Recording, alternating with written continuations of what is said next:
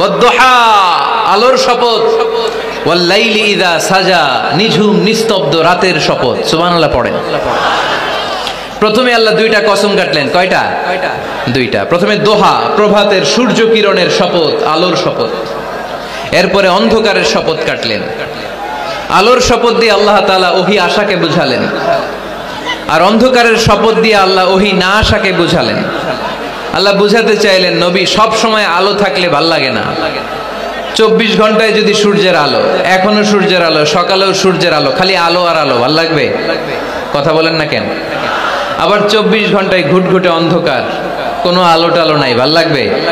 তার মানে জীবন চালাতে আলোরও দরকার, অন্ধকারেরও দরকার। বিশ্বনবীরে বুঝাতে চাইলেন, নবী ওহী আসা যেমনি দরকার, মাঝে মাঝে ওহী বন্ধ রেখে আপনার একটু বিশ্রাম দেওয়া দরকার। সুবহানাল্লাহ পড়েন।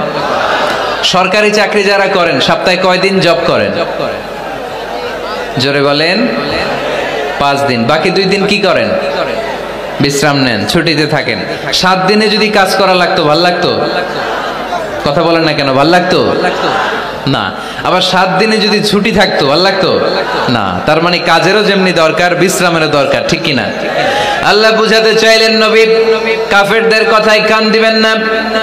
ওরা বলে আমি আপনারে ভুলে গিয়েছি। না না, কশিন কালেও না। আমি আপনারে কেমন করে ভুলে যাই? আপনি আমার বন্ধু।